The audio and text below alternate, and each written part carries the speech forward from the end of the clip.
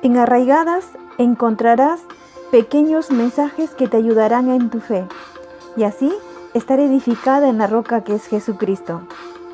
Anunciemos juntas su palabra para que su reino venga. Ven, Señor Jesús.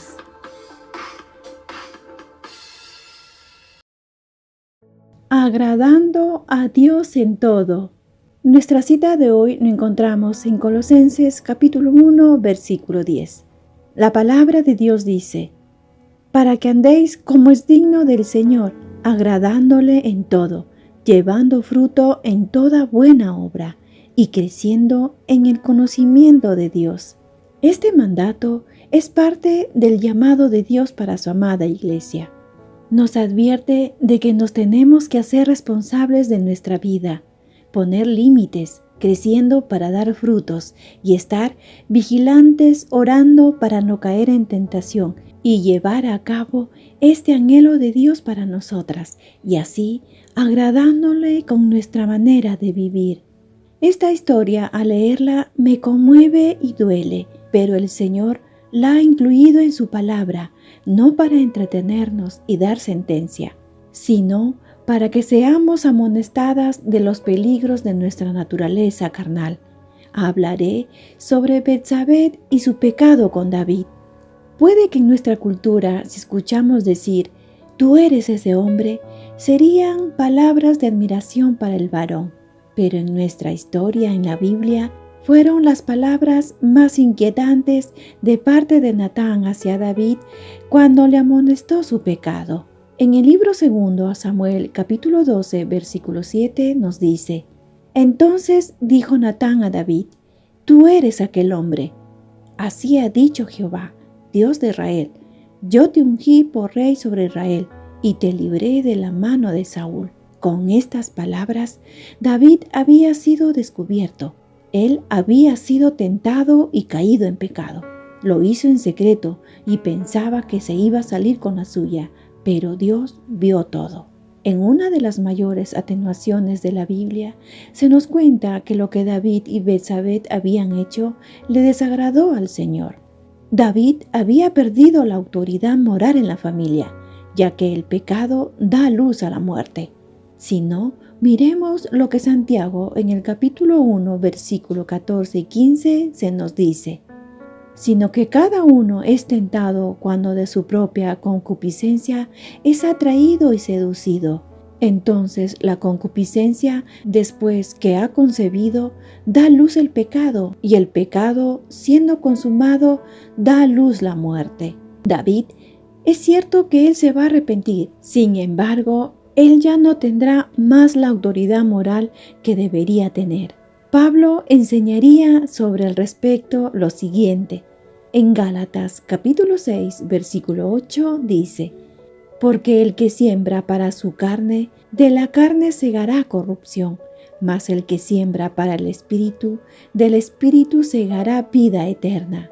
Ahora, ¿cuándo se fue todo a la borda? Se dice que el primer error de David fue quedarse en Jerusalén en vez de ir a la guerra como solían hacer los reyes en ese tiempo. Muchos comentaristas dicen que si hubiera estado allá afuera librando la batalla con su pueblo, habría estado menos inclinado a la tentación que al quedarse en casa sin nada que hacer. Y está bien, pero digo además que acá vemos también la soberanía de Dios para llevar a cabo sus propósitos divinos, permitiendo que todo esto acontezca. Nuestras malas decisiones no frenarán a Dios para realizar sus planes. David fue resbalando por la pendiente poco a poco. Vio una mujer sumamente hermosa bañándose. En el libro segundo a Samuel, capítulo 11, versículo 2, dice: y sucedió un día, al caer la tarde, que se levantó David de su lecho y se paseaba sobre el terrado de la casa real. Y vio desde el terrado a una mujer que se estaba bañando, la cual era muy hermosa. Dicen las Escrituras que David miró, y esta fue su debilidad. Estudiando sobre las fortalezas y las debilidades del varón, aprendí que su debilidad más fuerte es la mirada. Para ellos, el mirar Si no están rendidos a Dios, les llevará a la tentación y luego al pecado. Job, el hombre recto, perfecto y justo delante de Dios, lo supo e hizo un pacto con Dios y afirmó su integridad a sus amigos. En Job, capítulo 31, versículo 1, en la Nueva Traducción Viviente, dice: Hice un pacto con mis ojos de no mirar con codicia sexual a ninguna joven. Jesús conoció y conoce nuestras debilidades, y cuando estuvo por este lado del cielo, nos dejó enseñanzas al respecto, y una de ellas es esta. En Mateo, capítulo 5, versículo 29, dice: Por tanto, si tu ojo derecho te es ocasión de caer, sácalo y échalo de ti, pues mejor te es que se pierda uno de tus miembros, y no que todo tu cuerpo sea echado al infierno. Este versículo es tan expresivo que nos impacta, pero el concepto que se expresa es bien claro. Es decir, si algo nos hace pecar, es lo mejor sacarlo y apartarlo de nosotras. Amadas, la cita no es literal, ya que ninguna de nosotras nos sacaríamos los ojos voluntariamente por ningún motivo. Continuando con la historia, David, por el contrario, siguió mirando, y cuanto más observaba paseándose en su terrado, su debilidad se hacía más fuerte. Aún no había pecado, solo era la tentación, pero tuvo que haber cedido a los pensamientos lujuriosos porque hizo un plan. Envió a que la buscaran para acostarse con ella y pecó gravemente. No le fue obstáculo que ella esté casada con Urías Eteo. En el libro segundo a Samuel, capítulo 11, versículo 4, dice: Y envió David mensajeros y la tomó y vino a él, y él durmió con ella.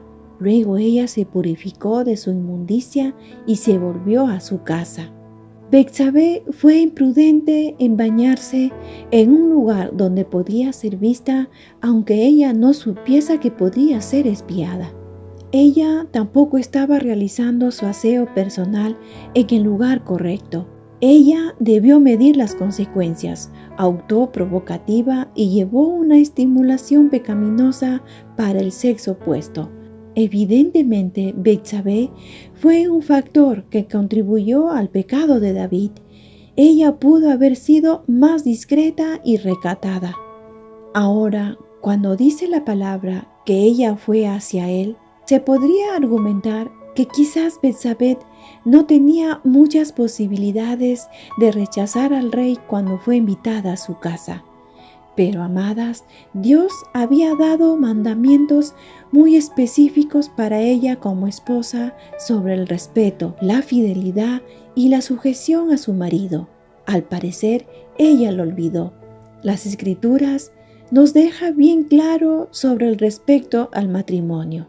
En Hebreos capítulo 13, versículo 4, la palabra de Dios dice: Honroso sean todos el matrimonio y el lecho sin mancilla, pero a los fornicarios y a los adúlteros los juzgará Dios.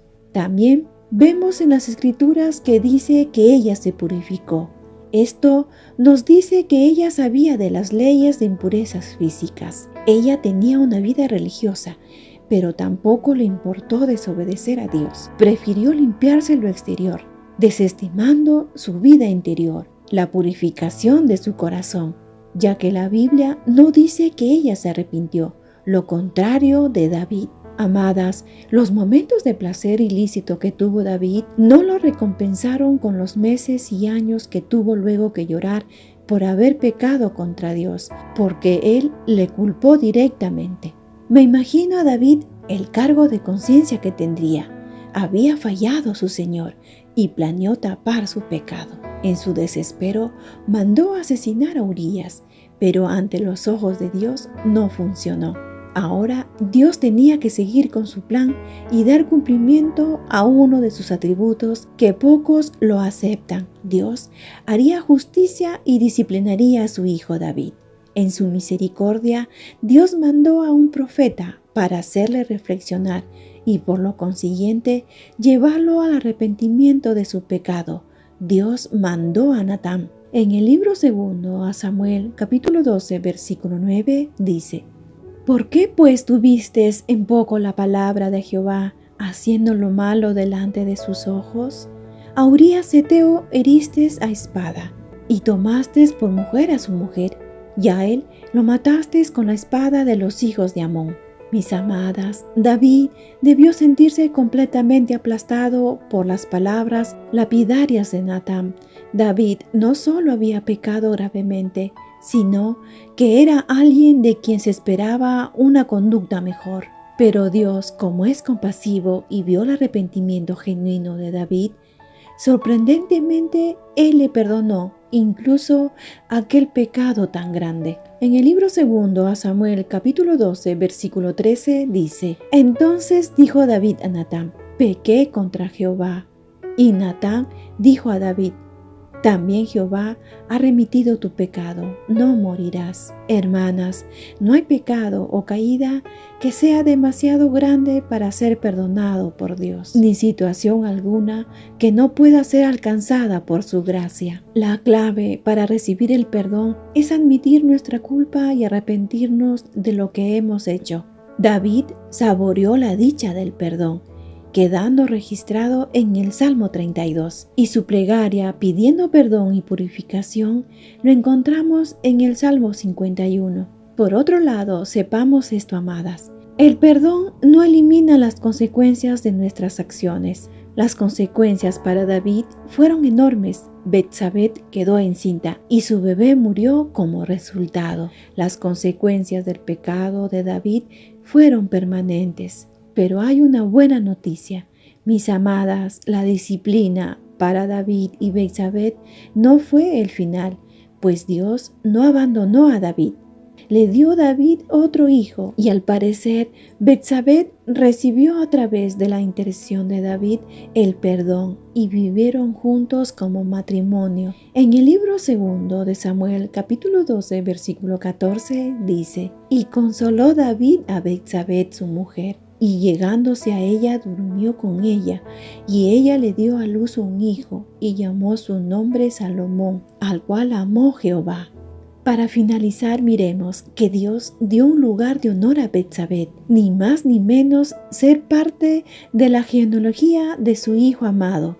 En Mateo capítulo 1, versículo 6 dice: Isaí engendró al rey David, y el rey David engendró a Salomón, y el rey David engendró a Salomón de la que fue mujer de Urías. Notemos acá que no leemos el nombre de Betsabé, mas sí dicen las escrituras que fue mujer de Urías. Creo yo que intencionalmente, para no olvidar su pecado y cómo Dios actúa en justicia. Vemos acá la gracia de Dios de una manera muy especial en esta historia. La historia de David y Betsabé es un recordatorio poderoso sobre las consecuencias del pecado y la importancia del arrepentimiento y la confesión.